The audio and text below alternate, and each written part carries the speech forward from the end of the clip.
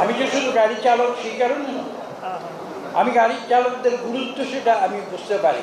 দেখুন, আপনারা একটা কত রকমের গুরুত্ব আপনাদের বিভিন্ন দিক থেকে।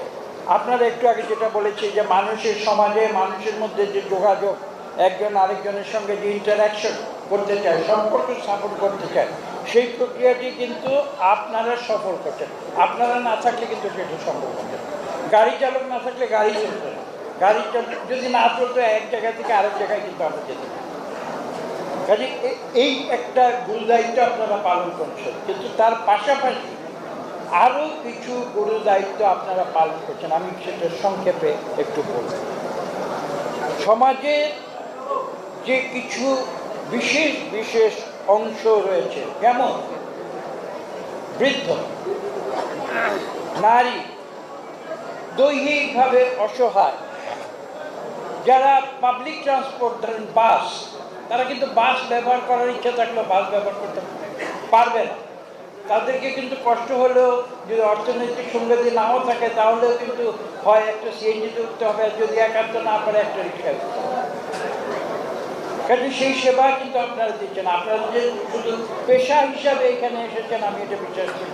আপনারা পেশা হিসাবে আপনাদের একটা পেশা, আপনারা সেই দায়িত্ব আপনাদের আছে। তার সঙ্গে যেটা যুক্ত হয়েছে, আমি বিশ্বাস করি আপনারা কিন্তু মানুষকে সেবা দিচ্ছেন, এবং এই যে বিশেষ বিশেষ সমাজের মানুষ, তাদেরকে কিন্তু বিশেষ সেবা দিচ্ছে। এই কথাটি কিন্তু শুধু আপনাদের বুঝলে হবে না, এটা আমাদের, এবং আমরা সেটা বুঝতে পারলে, এই যে আমাদের কাছে দাবি নিয়ে আসছেন, এই যে আপনারা 12টা দাবি বলেছেন, তাহলে কিন্তু আমি মনে করি দাবি আপনাদের নিয়ে আসতে হবে না। যারা দেশ পরিচালনা করে তারাই তো বুঝবে যে আপনাদের কি প্রয়োজন, তারা তো নিজে থেকেই এই দাবিগুলো পূরণ করা। রাজধানী ঢাকা সহ সারা বাংলাদেশের বড় বড় শহরে আপনারা কিন্তু রাজপথে যত্র তত্র সিএনজি পার্কিং করতে পারবেন। এটা যুক্তিযুক্ত নয়। এতে যে শুধু আপনাদের ক্ষতি হচ্ছে তা না, এতে করে রাস্তায় যারা লক্ষ লক্ষ মানুষ, গাড়ি যারা চলাচল করে, এটা একটা সমস্যার সৃষ্টি করে, যানজটের সৃষ্টি হয়। কাজেই এই বিষয়টির দিকে আপনারা খেয়াল রাখবেন, এটা আমার বিনীত অনুরোধ।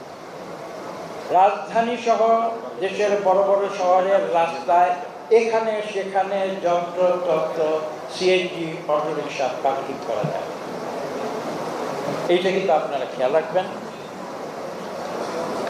এবং 2 নম্বর, আপনারা যখন রাস্তায় চলাচল করেন, তখন আপনাদের শৃঙ্খলাবদ্ধভাবে চলাচল, যে ট্রাফিক রুল সেটা মানতে। নিয়ম ছাড়া কিন্তু কোনো জাতি কোনোদিন তারা সামনের দিকে এগোতে পারে না। কিছু নিয়ম মানতে কষ্ট হয়। এখন আমি যদি সিএনজির কথা বাদ দিলাম, আমি একজন পথচারী, আমি পথচারী হয়ে যদি একটা হাইওয়ে বা একটা ঢাকা শহরের প্রধান সড়কের ভিতর দিয়ে আজ এইভাবে আঁকা বাঁকা হয়ে যেদিক দিয়ে খুশি সেদিক দিয়ে আমি হাঁটাহাঁটি করি, এটা তো শুধু আমার জীবনের প্রতি আশঙ্কা হবে না, এটা এখানে যারা গাড়ি চালায়, যারা হাজার হাজার লক্ষ লক্ষ মানুষ চলাচল করে, সবার জন্য সমস্যা সৃষ্টি। কাজে আপনাদের যুক্তিযুক্তভাবে আমি যেটা বলছি, যে রাস্তায় সর্বত্র যে ট্রাফিক ল অনুযায়ী শৃঙ্খলাবদ্ধভাবে বাঁ দিকে দিয়ে আপনাদের চলতে হবে।